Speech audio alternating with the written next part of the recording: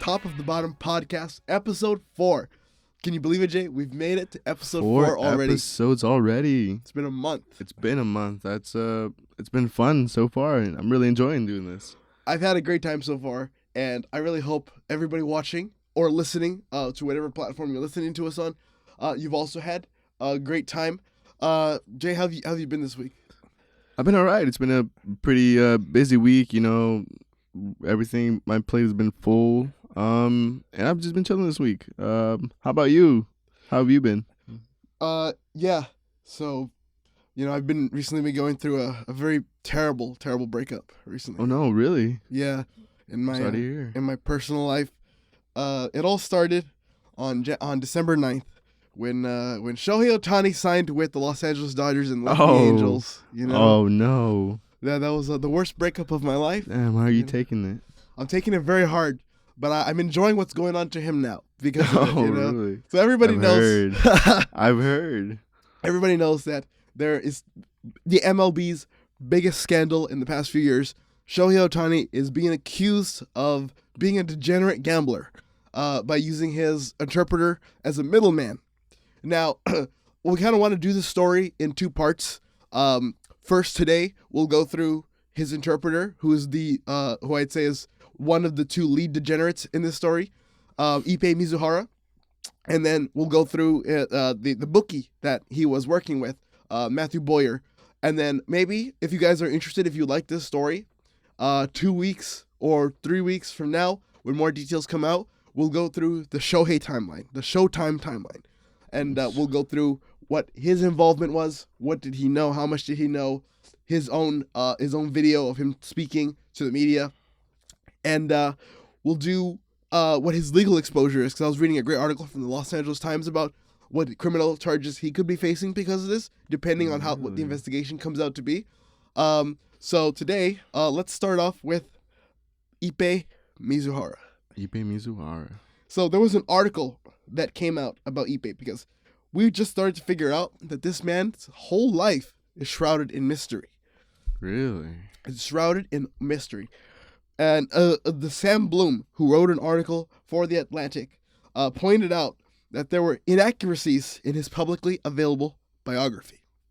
So, during his tenure with the Los Angeles Angels, Mizuhara was listed in the team's media guide page as having graduated from the University of California, Riverside in 2007. However, the university denied that Mizuhara ever attended. Wow. The university did not comment on whether it was possible Mizuhara attended under a different name or a similar name. Additionally, multiple reports stated that Mizuhara served as Hideki Okajima's interpreter with the Boston Red Sox in 2010. However, the Boston Red Sox denied that Mizuhara ever worked for them or Okajima during his time with the team. What? What is he claiming all this? So this man is already, I'm already questioning him as a reliable narrator with his whole or involvement with this. So the Boston Red Sox put out a statement. They said, "We are reaching out to all of you because reports of in various outlets stating that Ippei Mizuhara worked for the Red Sox as an interpreter, which is incorrect. Mizuhara was never employed by the Boston Red Sox in any capacity. It was never an interpreter for Hideki Okajima during the pitcher's time with the team. Please know that we have thoroughly checked our files to ensure we are providing accurate information." And it says, according to archives from the Boston Globe, Ryo Shinkawa served as Okajima's interpreter during his Boston Red Sox tenure, and the team's media guide lists 2 people as the team interpreters, neither being Mizuhara. Any information on Mizuhara prior to 2018 when Ohtani was signed with the Angels was not found on 2 different databases that were researched by The Atlantic, according to Mr. Bloom. For years, he was listed as having graduated from the University of Riverside, UC Riverside, and that he had spent spring training in 2012 working for the Yankees as an interpreter for the pitcher Okajima. But they both deny that he ever worked for them. But according to Okajima himself, here's the strange part, here's the twist. Okajima said, he told him at Japanese magazine that Mizuhara was hired to be his interpreter. Oh, really? So he said he was hired. He says that he was hired to be his interpreter, and he was cut loose after he failed his physical with the Red Sox. He says they stayed in Florida for a week while Okajima trained at the Yankees facility in Tampa. And this additional information was reported from the LA Times by Connor Sheets and Laura J. Nelson. It says Mizuhara listed his hometown as Konai, Japan, but friends say he was from Tomakomai, a mid-sized city in Hokkaido. He has also told reporters that he lived in Tokyo during the baseball offseason. He's not registered to vote in California, and public records only link him to his parents' house in Diamond Bar, where a longtime neighbor says she never seen him. Mizuhara attended Chaparral Middle School and Diamond Bar High School in eastern Los Angeles County. Mizuhara was not mentioned in any of the sports teams, including baseball or any of the academic clubs. But according to his old high school soccer coach, Kemp Wells, he was a third-string goalie. Wells also taught Mizuhara in 12th grade. He taught him English and said that he was a quiet and normal student, and that the only students who stand out in his memory were the really good ones and the really bad ones. And Mizuhara was neither. He was neither. Forgetful. Apparently, Mizuhara tried his hand at several careers, including working at a sushi restaurant and for a Japanese company that imported and distributed sake. He was cited for speeding in Riverside in 2004 and in 2009. An owner of Sushi Kato in Fountain Valley told a Japanese publication that Mizuhara had worked for the restaurant and had enrolled at one point in the school for casino dealers. Oh, he had worked for the restaurant and had enrolled at one point at a school for casino dealers, but he did not finish the course. For casino dealers, gambling, because he is. We've not made it clear, because this is like we're introing his backstory. He is a degenerate gambler, and we'll find out why. Employees at multiple casino schools in California, which train students to be card room dealers, say they have no record of Mizuhara attending. So there's a lot of like he said type of deals going on here. Yeah. Matsuki declined an interview request, but an employee at the restaurant confirmed that Mizuhara had worked there. So if this was the intro to his betting, right, his like intro, then what we've gathered so far from these reports is that he wanted to be a card dealer. He just didn't have success. Right. He went through multiple industries, and I read in another article that he was looking for a position that suited his strong suit, which was speaking fluently English and Japanese. And it seems like he landed the right spot when he met Shohei Ohtani, when he went to Japan to interpret, or I don't know why he went to the Nippon Ham Fighters, that's literally in Japan, but he went to Japan and he met Shohei, and that was the start of a beautiful, beautiful friendship. Beautiful friendship. So now, fast forward to today, Ippei Mizuhara is caught up in a gambling scheme where he owed a bookie known as Matthew Boyer, who we'll get into in a second. He owed him, he says, over an estimate of $4.5 million. Yeah, and they don't want to disclose that he actually owes. I mean, they said that he actually owes more, but they don't want to disclose how much.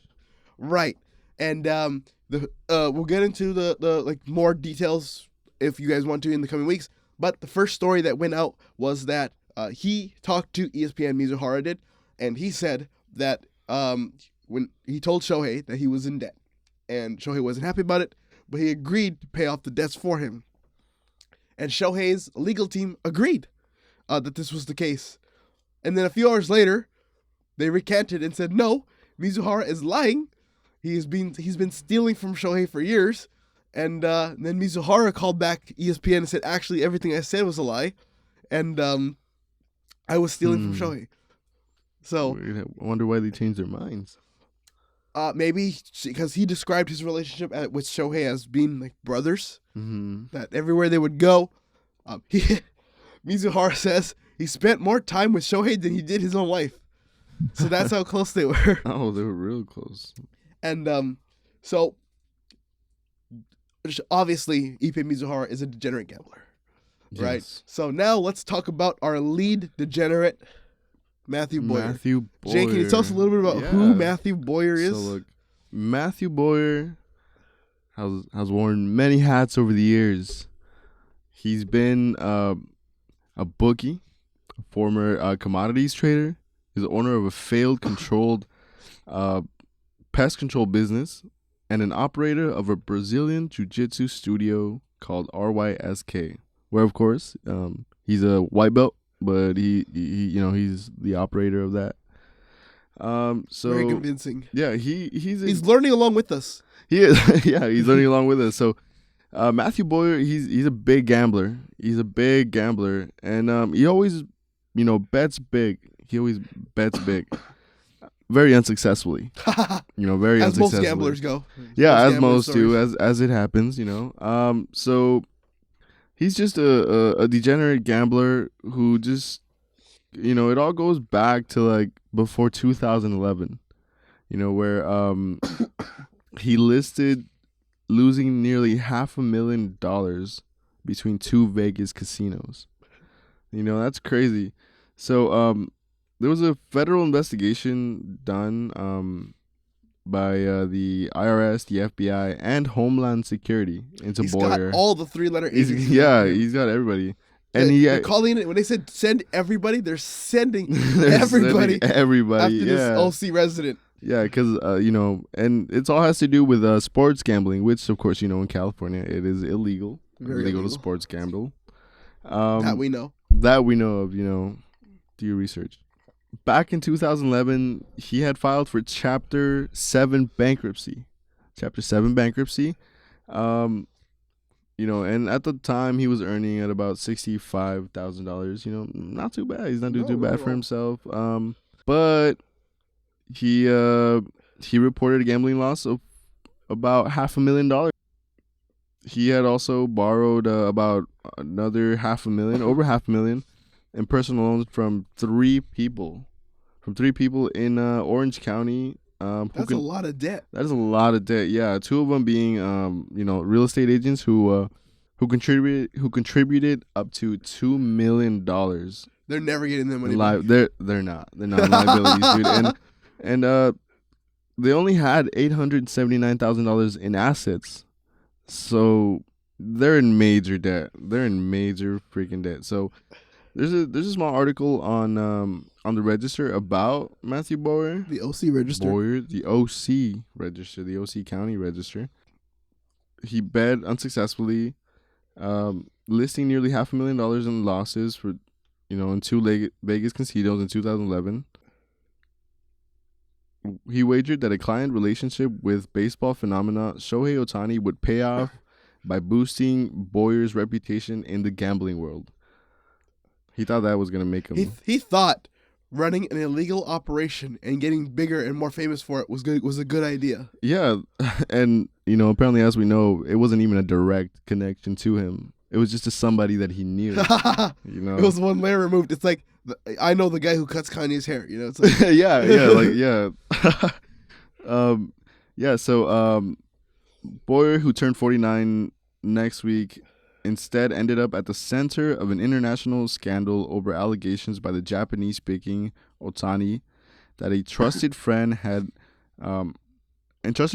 interpreter stole more than $4 million from Ohtani to pay down bets made with Boyer. So that is Ipe Mizuhara. Yeah, Ipe Mizuhara. A source associated with Boyer said that the now fired interpreter Ipe Mizuhara still has unpaid gambling debts, but would not say how much he owed. Boyer reached by phone Wednesday declined comments. Ohtani spent 6 years with the Los Angeles Angels before signing the richest contract in any sports history with the Los Angeles Dodgers, which is $700 million over 10 years in the off season. Yes, that's right. I guess Shohei wanted that extra money. almost $1 billion, $700 million, Almost $700 million billion man. The biggest contract in MLB history. He's making $70 million a year. Well, actually, for the first, how many? It's a 10-year, right? 10-year contract. 10 years, yes. So for those 10 years, he's gonna be paid $2 million. And then he gets the bunch at the end. After the 10 years, he'll be getting like 70 mil after that. A year? A year, yeah. For like the next 30 years. Oh, so it's like that. Was that worth it? Yeah. And he also has a funny stipulation. So that's a deferral. And he has, if he put 2 executives on his contract. One is the Dodgers GM, Andrew Friedman. Mm-hmm. And I think the other one is the Dodgers president. And if any of them are fired, Shohei has the option to just leave the team. So, oh really? So that guy has been secured for 30 years to work for the Dodgers. That guy has got the bag. He secured the bag. He secured almost $1 billion. That's insane money. So congratulations to Shohei Ohtani. Congratulations to Andrew Friedman. Yeah, congratulations to both of them. And back.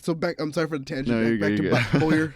Yeah. So let me continue here. According to ESPN, wire transfers from Ohtani's bank account were made to an associate of Boyer, purportedly to pay down Mizuhara's gambling debt. Mizuhara initially told ESPN that Ohtani knew of the payments, but then recanted in a later interview. Ohtani's attorney then issued a statement that he was the victim of mass theft. And they said they were reporting it to the authorities. So that leads us to today. So I think that's all the info we have on Matthew Boyer, right? Like, yes. Everything else is what we know now about the gambling situation. And so if you guys were very interested, obviously we have some. I think our show's identity is just going to be about covering degenerates. I feel like... yeah, we're still figuring this out. I mean, it is episode 4, but we see something kind of, gaining traction. There's a pattern, and when there's patterns, you have... you just kind of follow along with it. And, we've been covering degenerates for the past 3 episodes, or degeneracy, I should say. And and now I think this is like the first story we've actually done that is like the 2 people are really degenerate. Like, these are degenerate gamblers. They're spending money like no tomorrow. They're spending money they don't have. Yeah, they're spending their friends' money. They're spending their friends' money. They're going to real estate agents. They're knocking. They're filing for bankruptcy. They're making other people file for bankruptcy. Yeah, they're claiming to know people they don't even know. It's crazy. And so Ippei Mizuhara is a bona fide, degenerate gambler. Matthew Boyer, I feel like he is the number one degenerate in the story. He is. I don't know. He doesn't have anything figured out. It all just fails. It fails. Oh, did we actually go over where he met him at a poker game? Did we get over to that? Oh, that's right. Yeah, I don't want to close the story before we didn't. Talking about where they actually met. So, because I just realized I don't think we talked about. Oh, there it is. So let's go over how Ippei and Matthew Boyer met. Here it is. Boyer's relationship with Mizuhara began in 2021 when they met through a mutual friend in San Diego after a Padres game. They were in a hotel lobby and Mizuhara was placing a bet on his cell phone with another bookie. So they were betting. So this is where the stories converge. Yeah, this is where they meet. So the friend overheard Mizuhara walking over and said, "This is the guy you need to be betting with," and introduced him to Boyer, according to the source. ESPN had reported that Mizuhara and Boyer met in 2021 at a San Diego poker game. Right? It's a poker game.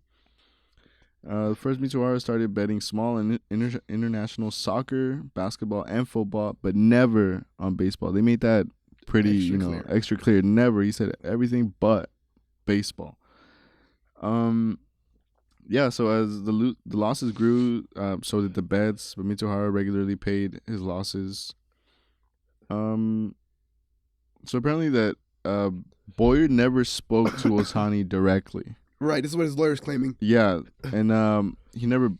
The only person he ever dealt with was Mizuhara, and Boyer's attorney, Diane Bass, I think that they communicated through text or verbally. So when Boyer heard Otani's name was on the wire transfer for Mitsuhara's debt when he was paying him off, he didn't shy away from boasting Otani was his client because he thought it would bring him more success. He thought it would be more successful. Right. And then we went through the bankruptcies. Yeah. So clearly, as we've seen, Ippei is really a degenerate for placing a bet at a social event on the At a social event, yeah. placing a bet on the cell phone at a social event. But the bigger degenerate is Matthew Boyer. Yeah. He said, Otani is my client. He's my client because he just saw the name on the wire transfer from the money that was being stolen. And he didn't think about how it would affect Shohei. And he didn't think about how it might affect Ippei, how it might affect baseball, how it might affect him legally. Because Legally? It's like this guy didn't even realize he's running something illegal. He was not thinking. He was not. He was not thinking. And that's what makes him the bigger degenerate in the story. And so now he's got the feds after him. The feds are after him. And then the MLS themselves are doing a whole investigation into Mitsuhara also. Because of the betting. Because of the betting, yeah. They're running their own thing. So, I also know in some format, Yasiel Puig is involved. I think he also bet with Boyer. But if you guys want, we'll delve a little deeper into the gambling scandal. Specifically with the emphasis on Shohei and his involvement in what he's been doing. But I wanted to cover this side because I think a lot of the spotlight right now is on Shohei. And it's not on Ippei because, well, he's just kind of the interpreter. But I've always liked Ippei. I always thought he was a good guy. Well, apparently not. Apparently I was wrong. Yeah, you were totally wrong. I have a bad judge of character. Judging someone by the surface. That surface level. That he was the friend of Otani. That's what I was judging it as. By proxy, he was like Otani, you know? Yeah. And but I wanted to cover Ippei and Matthew because they're degenerate, and that's what the show's all about. It's all about degeneracy. Degeneracy. We'll have some serious stories up in here. So now that we're up to speed on the backgrounds for Ippei and Matthew, or Mr. Boyer. Mr. Boyer. Mr. Mizuhara and Mr. Boyer. Mm-hmm. Let us know if you guys want us to cover Shohei's involvement, Shohei's legal exposure, and if anything, if Yasiel Puig has anything to do with it, because I know he's involved in some format. I just don't have any notes on me right now that tell me. I forgot to add them, but we'll definitely cover it if we do it again in a few weeks. But just let us know as more details unravel. We'll learn more. Dude, I'm also remembering right now. He just hit his first home run as a Dodger.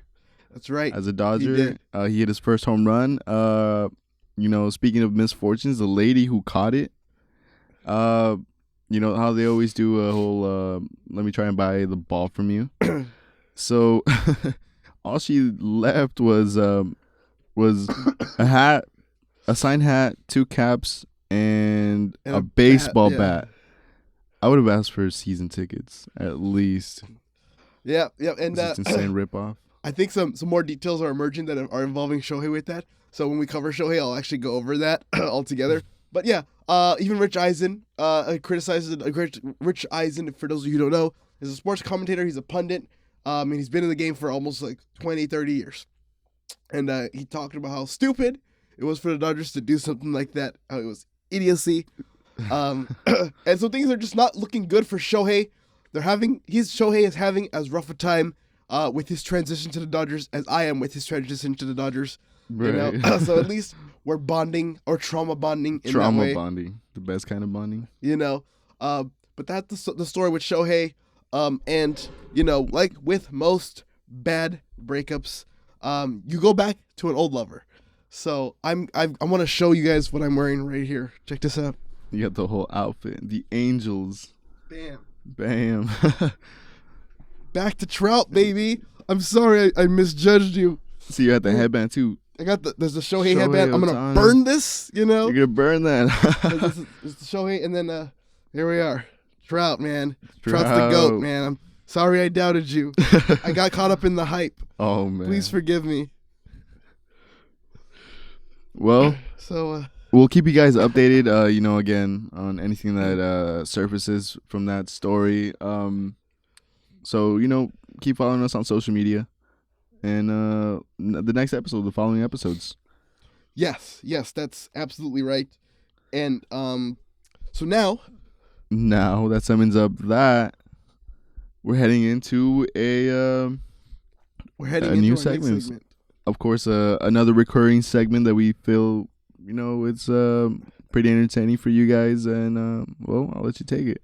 So, yeah, we're going back to Quora queries. Quora queries. Quora queries. That's always hard for me to say. Quora queries. Quora queries. There you go. So this, if you guys didn't see on episode 2, this is the episode, or this is the segment where we take inquiries from Quora, where people are asking questions, and we answer them to the best of our ability. We just want to give our thoughts. Maybe they're helpful, in some sort of way. Hopefully they are. But we'll see. And usually the advice, I'll be honest, is sometimes legally dubious. Well, let me mention now, definitely do your research beforehand, before taking any advice from us. Right. So with that being said, let's dive into our first Quora query. Yes. So all right, everybody, here's the first Quora query. This is answered by Mark Warner, who was a police officer for 50 years. It says, how do cops find out who speeds when they're not around? Right. And Mark Warner, who was a police officer for 50 years, answers. He says, while I was working, I was sworn to secrecy. But now that I'm retired, I can let the cat out of the bag. Did you ever notice, while you're out speeding around town in your muscle car, that occasionally you pass by old ladies walking dachshunds? For those little dogs are actually robotic speed guns disguised to look as dachshunds. Every time you pass one, it's making a record of your license number and taking a photo of your car. That's automatically sent to the local police station, where it's entered into a database of idiot drivers maintained by the Traffic Enforcement Division. Wow. Hey, is that their secret? I always thought it would be pigeons. Birds aren't real. Exactly. So why are they around? It's probably camera surveillance all around. Watch out, people. But it turns out to be dachshunds. Little old ladies with dachshunds that are disguised as You're right. speed guns. I would not. I wouldn't think of that. Old ladies would. No, I wouldn't think of that. They're so innocent, Yeah. And so, how do police find out who speeds when they're not around? Jerry, right. You have some advice to figure out? How do they? I have no clue. This is. I thought it was pigeons or those cameras that are on the traffic lights that clearly flash when you. But those are surveillance already. I don't know. I like to think they're guessing. You think they're guessing? They're guessing. They just see a random car pass by, and they just take a picture of it. Wait, but this is when they're not around. Exactly. So I think what the asker is asking, if they're not around, and they just happen to start speeding, it's probably just like a coincidence. I think when police are around, they just get a bunch of random license plates, and they're just sending out speeding tickets to everybody. They could be judging people by the way they look. Hey, that guy's young. He might be driving 50. He might be speeding. Most likely. Highly likely. It's all probability, Not probability, but possibility. It's all a possibility. It's the law of average. So that's my answer to the question. I think they're guessing. Usually it feels like they're guessing, or sometimes they hide in their little dark alleys where the crack alleys. In the crack alleys. So we have possible explanations: pigeons, one, dachshunds, and grannies, guessing, and hiding in the crack alley. There you go. Let us know what you think. I'm sticking with pigeons. Here is our second Quora query. It's, how should I word a wedding invitation asking guests to pay for their own meal? I'm paying for everything else. That would be their gift to me. Paying their... Really? Just don't expect actual gifts after that. Just paying for your own meal. Kelsey L. Hayes, an interested observer, responds. They say, don't do this. Don't do this. Don't do this. That would be their gift to me. Guests are not actually obligated to bring a gift. That's why it's a gift. Telling your guests that they will be giving a gift and that gift will be in the form of their own food is breathtakingly tacky. Your guest, keyword being guest, should not be expected, much less openly asked in the invitation, to pay for their reception meal. It's bad form to even include registry details in an invitation, and this is well beyond that in terms of etiquette sin. There are already implicit financial outlays built into a wedding invitation in terms of travel. New clothing will be needed, an optional gift, and time. People are already paying something, potentially quite a lot, to attend your wedding. If you can't pay for everyone's meals on your own, then figure out how to trim your budget so you can. Invite fewer people. Come up with a more economical dining plan. Or have tea or drinks reception with snacks instead of a full-on dinner. Or look at a non-reception meal that costs look at non-reception meals costs that might be whittled down, like flowers, your dress, or decorations. There's lots of ways to reduce your costs that don't necessitate shaking down your guests for their own meal. That is never okay to do in the invitation or anywhere else. So, my question to you is, Jay, is asking guests to pay for their own meal tacky? Yeah, it's tacky. Just don't get married if you don't have the money for it, you know? Wait until you're financially stable and able to pay for your guests that you're inviting, you know? You're inviting them to pay. Hey, I invite you to pay for your meal. I mean, does it really balance out? I think it balances out, I guess. Because if that's the gift, I don't have to pay for a gift. I'll That's just true. pay for my meal, and that's your gift, right? You mentioned it was your gift, so And so, you also see how much your family loves you. If you want to come, you have to pay for your gift, you know. So pay for the meal. right. And I would say it's kind of tacky, you know. I mean, the fact that the people will have, like Kelsey says, you'll have to make people have to take time out of their day to go and do this for you to show that they love you, and then making them pay for their own meal is a little tacky. So I guess the actual question is, let's answer it. Let's be tacky, okay? How Be would tacky. we word a wedding invitation to ask guests How to pay for would their you own meal? word? Okay, so that's the actual question. I mean, how should I word a wedding? Wording. So she's already decided, like, yeah, I'm gonna make them pay for their own meals. Yeah, I just need to lay it on them nice and slow, or Exactly. you know, very subtle. That's a tough question. I'd be like, hey, if you love me, you'd pay for your meal and you'll come. haha, guilt. Guilt, like, guilt bro, them. come on, hey, you love me or not? It'll show. Me, what I would do is I'd sneak it in there, right? I would just talk about how they're invited to the wedding, where it's gonna be, and then at the end, be like, I'll decide how much money I need, Oh man, and I'll be like, there's a $20 meal cost, you know? it's like whenever you see medication commercials, and the person kind of just runs through all the side effects, and they throw in a bunch of stuff, and it's like tiny little wording at the bottom Right. where they just throw it in there. That's what you would do.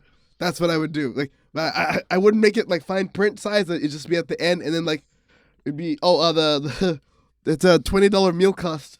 Hope to see you soon. You know. Hope to see you So throw it's it like- in there, kind of like, oh yeah, Yeah, just so they're like, oh, okay, well, $20 isn't that bad. I think guilting people is a little easier, It's easier. especially you know, loved ones. Loved They'd be ones. like, oh man, I do love friends, you. family. Friends, family, yeah. Unless they don't, and again, you'll say that, you'll be like, hey, it'll show. It'll show. It'll show, you know, whether you're at my wedding or not. I'll know. Okay. So those are our answers to our second QR query. We're doing a few more. We'll do 2 more. So speaking of tacky weddings, we've got a second QR query about tacky Second, weddings. About the weddings. Okay. So here's our third QR query. So the question is having a buffet at a wedding tacky? Linda Van Dyke says, I flew 2,000 miles to the wedding to my former roommate. It was a lovely wedding. After the wedding, we had a community room of the church. They served punch and cake. I would have welcomed a tacky buffet. Edit. Wow, I'm not sure when I've blocked so many people. I cannot believe how this brought out the worst in people. I did not say I was sorry I went, or that I just went for the food. I had a great time and was able to connect not only with my former roommate, with people I had not seen in years. The day after the wedding, an old friend, her husband, my husband, and I drove to Cheyenne, Wyoming for Frontier Days. We got caught up in a riot and were tear gassed. Fun times. What? The only point I was trying to make was that buffets are not tacky. Please stop assuming the worst. Actually, just stop assuming altogether. You know what it means to assume. It makes an ass out of you. So, the question is, Jay, is having a buffet at a wedding tacky? It's tacky. Well, what do you think? I don't think so. I think everybody has a wedding. Everybody has a buffet. I think it should be fine. I think so too. I think that's what the first lady should have done, honestly, and overall it would have been less of a cost. She's just a tight one, like we were talking about last week. Oh, yeah, and I did want to mention about the last one. Like, here's another way I would mention it. I would mention, hey, if you have money, then you'd come to my wedding, right? You know, right? And then I'll pull up with like a buffet. Like, I'll keep the money, especially if you're broke. You know, especially if you're broke. Definitely. The fam's got to help you out sometimes. You know what I'm saying? Right. That's why we're family, man. That's why we're family. So we fall back on that. But I think a buffet is fine. You know, you can do like an all you can eat. Maybe not. Only if you have a little people. Okay, so you don't believe buffets are tacky? I don't think so. I'd enjoy a buffet. I don't think so either. I think it's cool if you want to have one. So that was our third QR query. Here's our last and final QR query of today's segment. The question: if I win $8 million at the casino and leave immediately, what will be the consequences? Cliff Barbary says, something like this once happened in Vegas many years ago, but not for millions of dollars. What happened is someone hit the big jackpot. I forget how much. And they started by giving him the money, to which he picked up the case and walked out before they could get his information for taxes and identity. Since then, they give you the money last, after they get all your information. So you can leave immediately without, so you can leave, what? He worded this wrong. So you can leave immediately without your money, or as immediately as they'll let you after they get all your information. Oh, I see. If I win $8 million at the casino and I leave immediately, what will be the consequences? I always thought if you tried to beat the house, that they would beat you. You know, they break your legs and break your kneecaps. They do that a lot in movies. Yeah. Well, you know, movies are usually based on real life. Usually, there's always some truth to it. Well, whose fault is it really? Like, it's on the casino, right? It sounds like the casino, so there is no consequences. Well, you're not gonna get away with it now. They give you the money last, but in that point, I don't think it's your fault, and there shouldn't be any consequences. The casino didn't know how to manage it, you know. So right. There you are, scot-free, no taxes, $8 million. So should there be any consequences? No, there shouldn't, unless their policy is to give you the money last, and you yank it out of their arms and run. Then they're gonna beat you. It's thievery. Then you're a thief. They're gonna beat you. They're gonna probably take half of your money now. They're gonna break your kneecaps and you're gonna end up sleeping on a bus bench. Yeah, well, you still have some money. Not when they take it back from you, I guess. Well, they're gonna rob you. Don't they still? Yeah, because it pertains to you, right? It belongs to you now. Yeah. You're gonna have to pay medical bills. You're gonna have to pay, probably some massive tips. I don't know, dude. I just don't think there should be any consequences if it was on their part, where they give you the money first and you fucking walked out. So to answer the question, I think the consequences will be you get busted kneecaps. That's my answer to the question. I think not if you get away fast enough. So you agree with me? You agree? I agree. Yeah, these are very malicious places. I agree. My advice is be fast. Be real fast. Be fast. Be quick. And if you did win $8 million, congratulations. Congratulations. Lucky. Hey, maybe you want to consider supporting us. Hey, with the $8 million? Come on, guys. That's nothing. You got pocket change. It ain't nothing. Just donate, man. Just donate. Just donate. Just donate, bro. It ain't nothing to you. So that was QR queries for this week. I hope you guys enjoyed it as much as we did, answering the questions. And I had a great time doing that. Yeah, so did I, dude. I love doing the quarrel queries, and yeah. But there's just been something that's been on my mind. I don't know. It's just random. Here's a random thought. What Let is me it? just throw it out there. You're among friends here. I hope so. Okay, so look, this is a thought that I just think of when it's just randomness and my mind just kind of floats away. Here it is. I want to know your answer to it. So, Okay. why is drowsiness listed as a side effect on sleeping pills or sleeping medication? Because that's its purpose. I was gonna say it sounds like it's working then. If it's Yeah, why is it a side effect? What's the main purpose of it? perhaps when you wake up, you still feel drowsy. It's like a hangover, but you're like you didn't have the fun of drinking. You know, You think so? I think that might be it. Oh. You know, it kind of reminds me of those commercials when it's like, "Have you or a loved one suffered death?" You know, Yeah. It's like, hey, sleepy medicine makes you sleepy. that's right. That's right. So Oh, well, let us know. Hey, it's a question. if you guys know why, please let us know. But I Yeah. think it's because they wake up and they're drowsy still. Like maybe it's like a 24-hour type thing. So You think so? Okay. I think so. I Hey, think well, so. we'll see. Let us know what you guys know, what you guys think. And so, tangent aside, that brings us to the last segment of our show. This is called, you know it well, you know it by now. If you don't, then you haven't been watching, and you really should, because we're having Tune a great in. time here. We're going back to Florida. Florida, man. Florida, Always. man. Always. We all love a good Florida man story. And my story for today is the following. It's from CBS 4, WGFL, which is the station number in Florida for CBS. The title, the headline says, "I couldn't believe what he was seeing. A couple was caught having sex on the sidewalk in full view." What? And then you look at these two folks, three folks actually. There were three people participating. There was 3 people. I thought it was only 2 people. Nah, man, there were 3 people involved What the hell? in Vero Beach, Florida. It was a typical Saturday afternoon just a few days ago in Florida, except a male and female appeared to be having sexual intercourse on the east side of U.S. Highway 1 in front of Popeyes. Their arrest report says. One man driving told deputies that he noticed a man on top of the female and stated that he did a double take because he couldn't believe what he was seeing. But the Indian River County deputy wrote, "As I looked over the bushes onto the sidewalk, I observed a man on top of a woman kissing. The man had his pants down and was seen making a thrusting motion while on top of the female.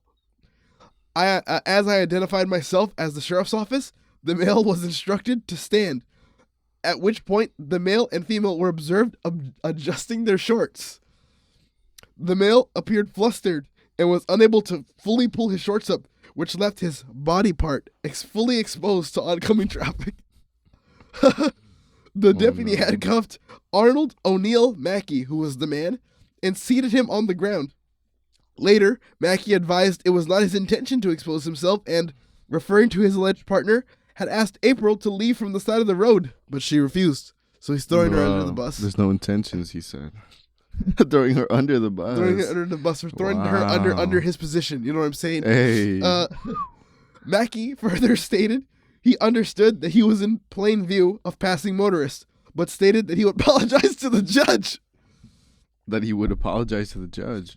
Mackey remained cooperative throughout the remainder of the transport to the county jail, but the other party, April Marie White, was reportedly a problem. White, her arrest report said, became verbally aggressive, making comments that she did nothing wrong. April was advised to place her hands behind her back, to which she initially complied, but then pulling away from me while shouting the F slur. Why? I gave April multiple commands to stop pulling away. However, she continued turning her body and shouting obscenities in my face. I attempted to escort April up toward my patrol vehicle when she pulled away again. The report furthered, at this time, I escorted April to the ground in a grassy area and gave her verbal commands to remain in the prone position until assisting units arrived The responding officer's report continues to say that while attempting to detain April, I could detect the strong odor of an alcoholic beverage emanating from her breath. In addition, I discovered 4 empty bottles of vodka and 1 unopened bottle of rum next to them on the ground. 4 bottles? Then the deputy did his due diligence and spoke to one of the people who had called about the couple.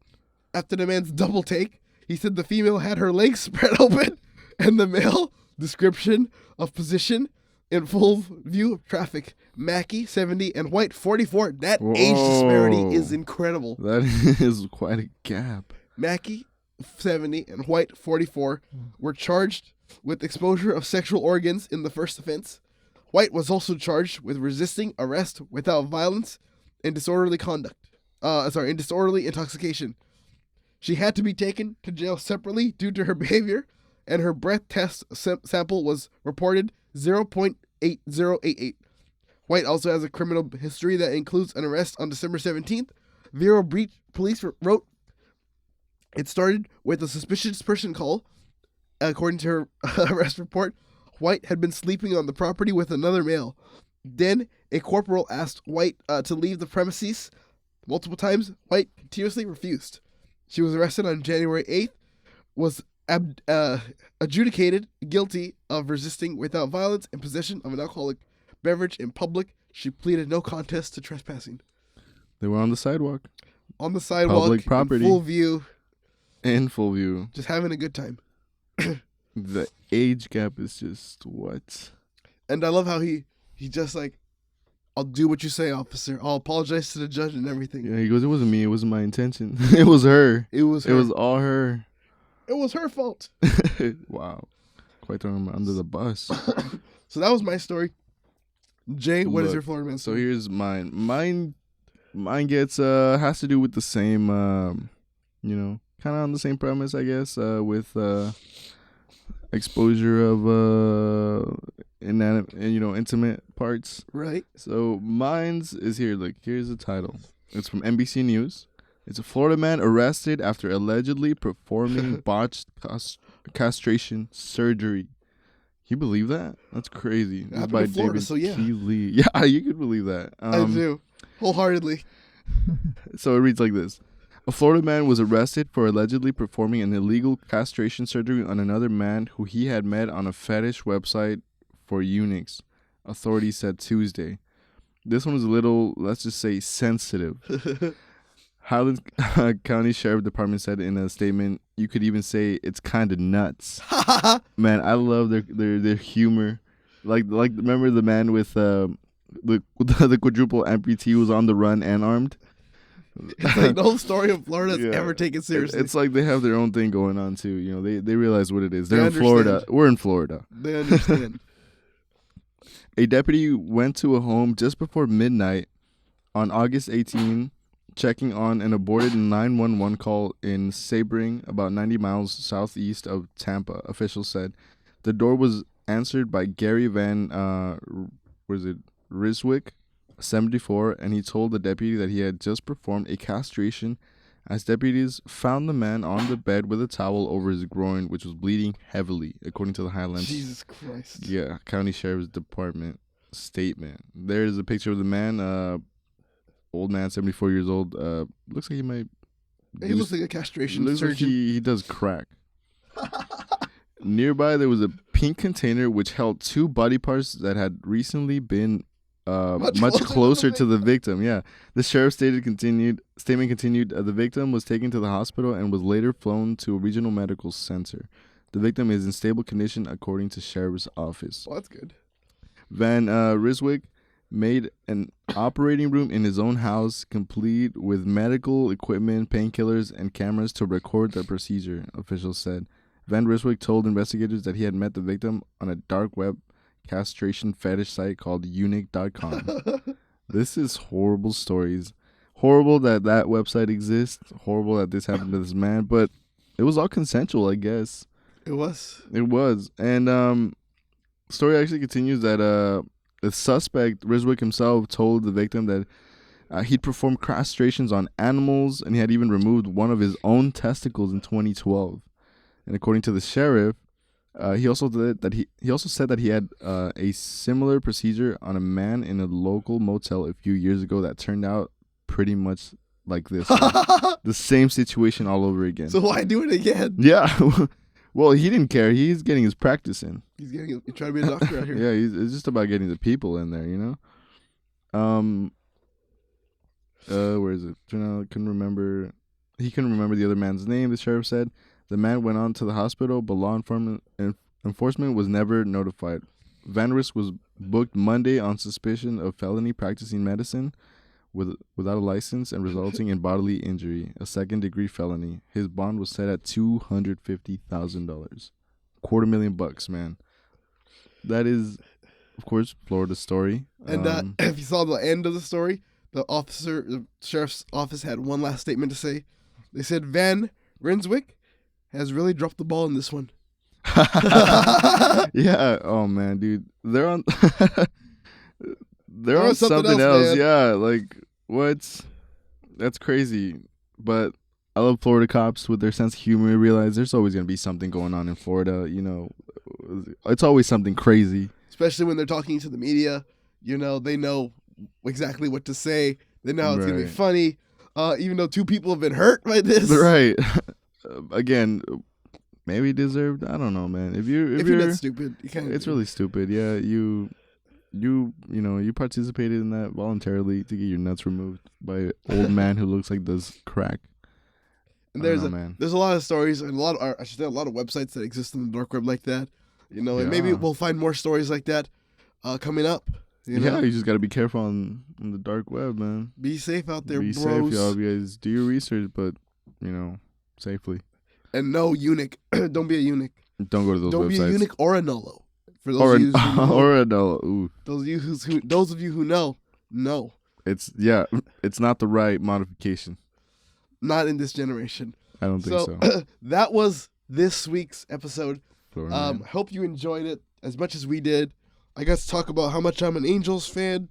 You know, got to celebrate. I'm keeping neutral. Keeping neutral. You know, I got to celebrate Mike Trout again with my foam fish right here. Go Trout, go Angels.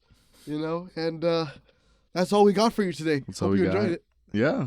Thank you for watching us. And keep on watching the following episodes. We'll be back with more stuff like this. Yeah, we'll be back more. We'll be back with more next week. So don't forget to like, comment, and subscribe, and hit the notification bell for you to get updates on all of our uploads, not just the podcast, but everything else we upload on the channel. Follow us on all of our social medias, where we're TOTBENT on everywhere.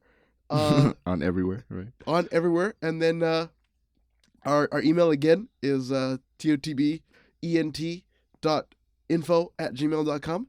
And we'll see you next week. We'll see you all next week. Have a good one, y'all. Bye-bye.